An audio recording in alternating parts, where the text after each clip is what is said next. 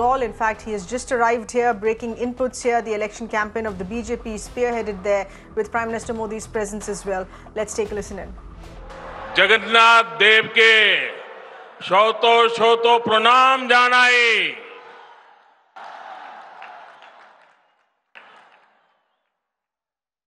जगन्नाथ आ महाप्रभु जगन्नाथ देव के शोतो प्रणाम जानाई।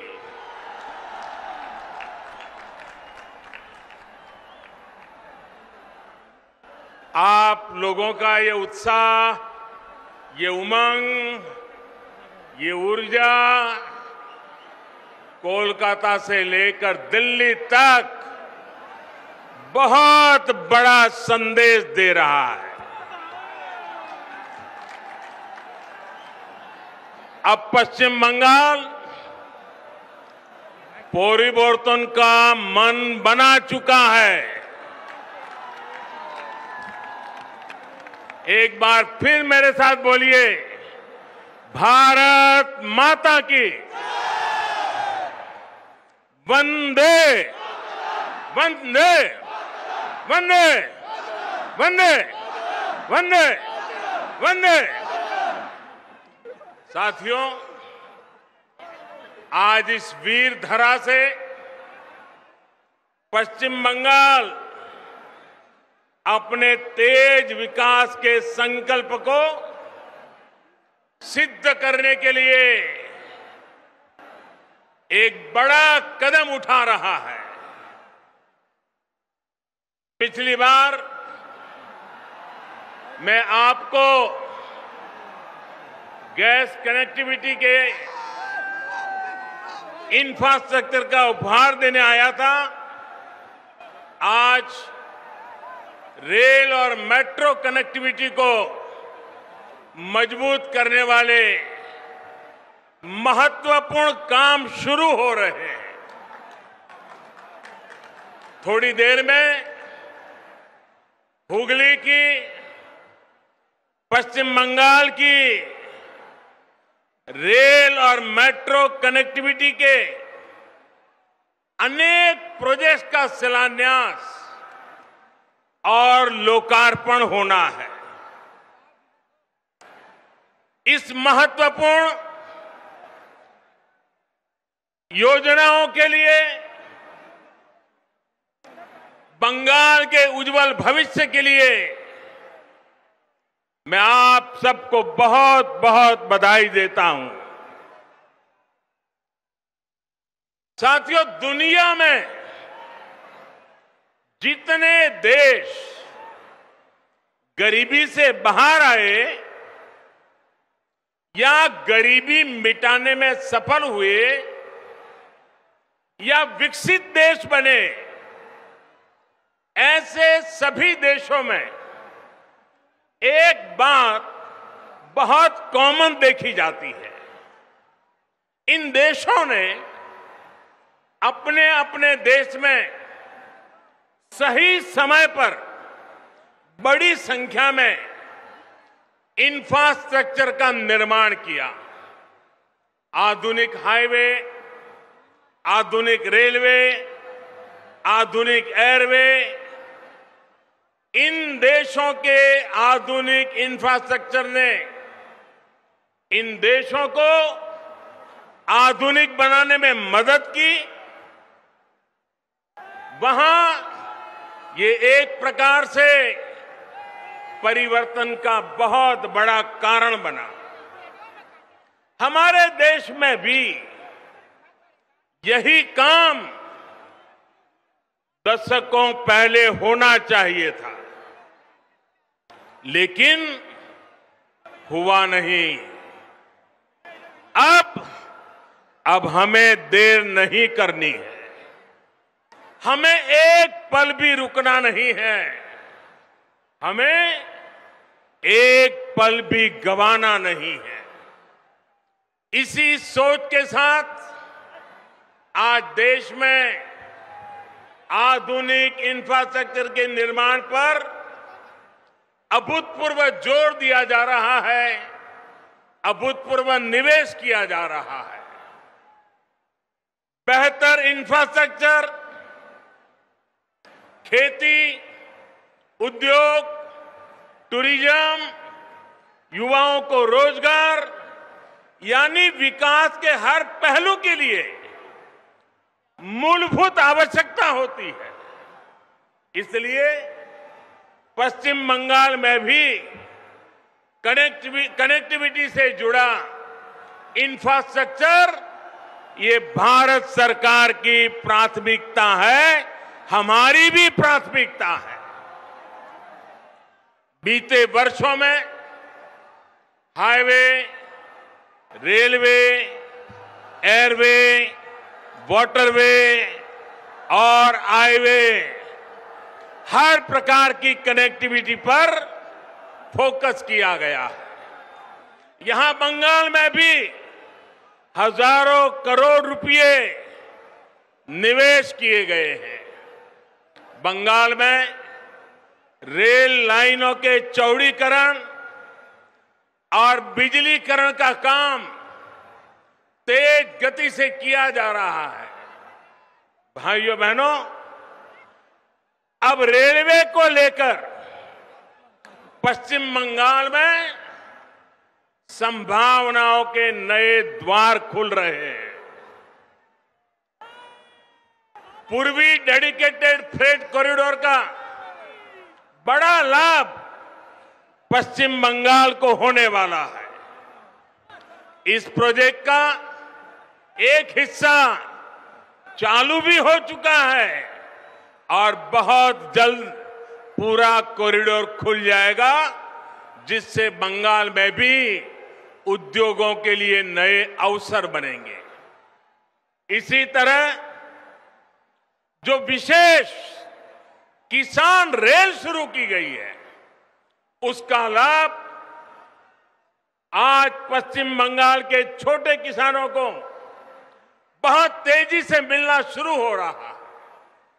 अभी हाल में ही देश की 100वीं किसान रेल महाराष्ट्र के संगोला से पश्चिम बंगाल के शालीमार तक चलाई गई। इससे यहां के फल, सब्जी, दूध और मछली से जुड़े छोटे किसानों को मुंबई, पुणे सहित देश के अनेक बड़े बाजारों तक सीधी पहुंच मिली है।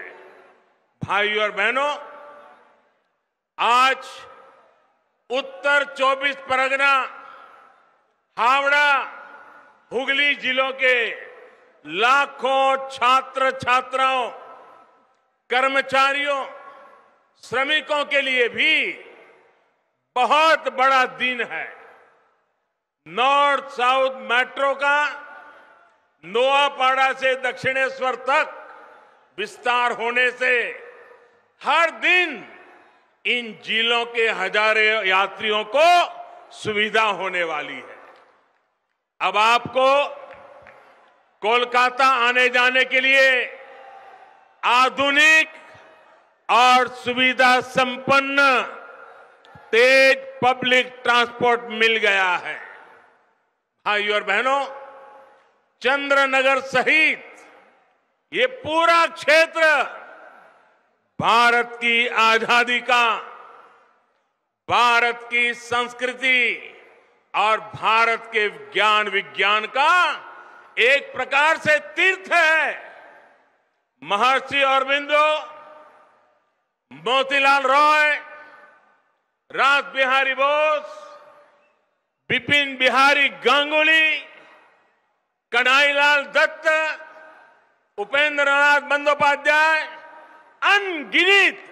अनगिनत ऐसे महान व्यक्तित्व का नाता इस धरती से है। ये वो धरती है जिसने रामकृष्ण परमहंस जैसे महान संत हमें दिए। माउंट एवरेस्ट को मापने वाले महान गणितज्ञ राधानाथ सिगर, महान भाषाविद बुद्धदेव मुखर्जी, ऐसे मनुष्यों का भी नाता इसी मिट्टी से रहा है। मुझे हैरानी है, इतने वर्षों में जितनी भी सरकारें यहां रही हैं, उन्होंने इस ऐतिहासिक क्षेत्र को, इस पूरे क्षेत्र को अपने हाल पर ही छोड़ दिया। यहां के इंफ्रास्ट्रक्चर को, यहां की धरोहर को बेहाल होने दिया गया। मुझे बताया गया है कि वंदे मातरम भवन, जहां बंकिम चंद्र जी 5 साल रहे, कहते हैं कि वो तो बहुत बुरी हालत में है। ये वो भवन है जहां उन्होंने वंदे मातरम की रचना को लेकर मंथन किया। वो वंदे मातरम जिसने आजादी की लड़ाई में नए प्राण फूके, हमारे क्रांतिवानों को नई ताकत दी, मातृभूमि को सुजलाम सुफलाम बनाने के लिए हर देशवासी को प्रेरित किया। वंदे मातरम सिर्फ इन 2 शब्दों ने गुलामी की निराशा में जी रहे देश को नई चेतना से भर दिया था। ऐसे अमर गान की रचना करने वाले के स्थान को न संभाल पाना बंगाल के गौरव के साथ बहुत बड़ा अन्याय है, और इस अन्याय के पीछे बहुत बड़ी राजनीति भी है। ये वो राजनीति है जो देशभक्ति के बजाय वोट बैंक, सबका विकास के बजाय तुष्टीकरण को बल देती है। आज यही राजनीति बंगाल में लोगों को मां दुर्गा की पूजा से रोकती है, उनके विसर्जन से रोकती है। बंगाल के लोग वोट बैंक की राजनीति के लिए अपनी संस्कृति का अपमान करने वाले ऐसे लोगों को कभी माफ नहीं करेंगे। आज मैं बंगाल के लोगों को ये विश्वास दिलाता हूं, जब बंगाल में भाजपा की सरकार बनेगी तो हर बंगालवासी अपनी संस्कृति का गौरवगान पूरी ताकत और हिम्मत के साथ कर सकेगा। कोई उसे डरा नहीं पाएगा, कोई आपको दबा नहीं पाएगा। भाजपा उस सोनार बांग्ला के निर्माण के लिए काम करेगी जिसमें यहां का इतिहास, यहां की संस्कृति दिनों दिन और मजबूत होगी। ऐसा बंगाल जहां आस्था, अध्यात्म और उद्यम सबका सम्मान होगा। ऐसा बंगाल जहां विकास सभी का होगा, तुष्टीकरण किसी का नहीं होगा। ऐसा बंगाल जो टोलाबाजी से मुक्त होगा, रोजगार और स्वरोजगार से युक्त होगा। भाइयों और बहनों, आजादी से पहले बंगाल देश के अन्य राज्यों से बहुत आगे था, लेकिन जिन लोगों ने बंगाल पर राज किया, उन्होंने बंगाल को आज इस हालत में पहुंचा दिया। मां, माटी, मानुष की बात करने वाले लोग बंगाल के विकास के सामने दीवार बनकर के खड़े हो गए हैं। केंद्र सरकार किसानों और गरीबों के हक का पैसा सीधा उनके बैंक खाते में जमा करती है, जबकि बंगाल सरकार की योजनाओं का पैसा टीएमसी के टोलाबाजों की सहमति के बिना गरीब तक पहुंच ही नहीं पाता। यही वजह है कि गांव-गांव में टीएमसी के नेताओं की शान और शौकत बढ़ती जा रही है और सामान्य परिवार गरीब से गरीब होता जा रहा है। भाइयों और बहनों, बंगाल के लाखों किसान परिवारों को पीएम किसान सम्मान निधि का पैसा इसी मानसिकता के कारण नहीं मिल पाया है। उनके हक को यहां की सरकार में बैठे हुए लोगों ने छीन लिया है।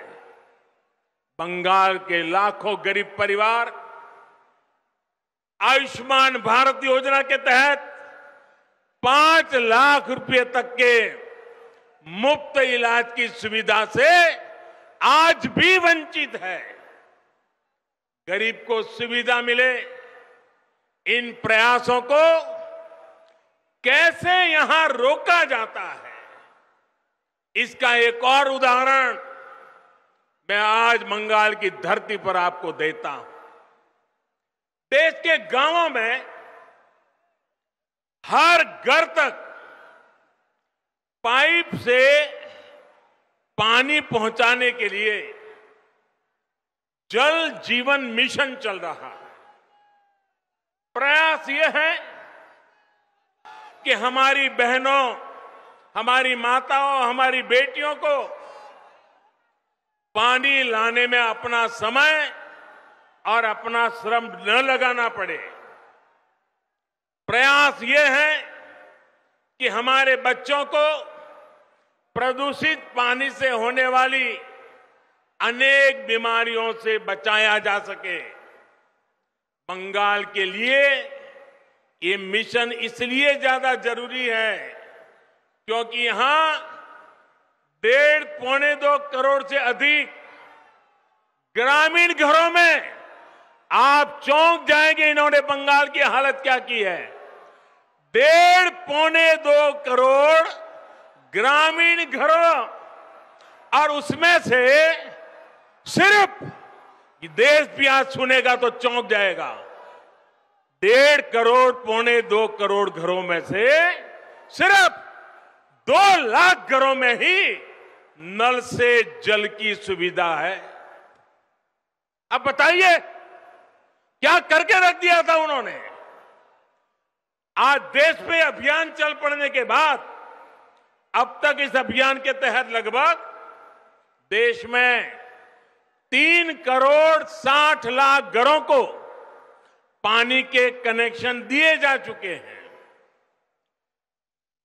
जहां बंगाल 2 लाख पर था, भारत सरकार ने इतना जोर लगाया, पैसे लगाए, पीछे पड़ गए, तो भी बंगाल में सिर्फ अब तक 1.5-2 करोड़ घरों में से सिर्फ 9 लाख परिवार तक ही पाइप से पानी का कनेक्शन पहुंच पाया है।